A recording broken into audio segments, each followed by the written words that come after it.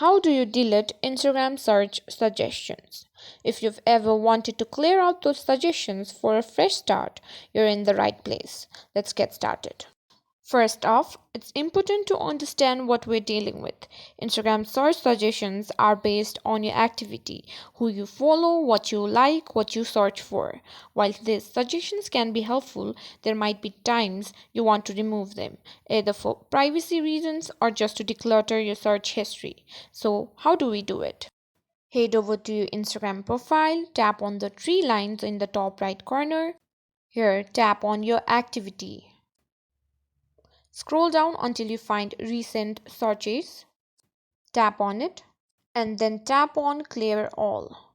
Remember, this action is irreversible, so make sure you really want to clear everything before you proceed. And there you have it, a cleaner, more controlled Instagram experience just a few steps away.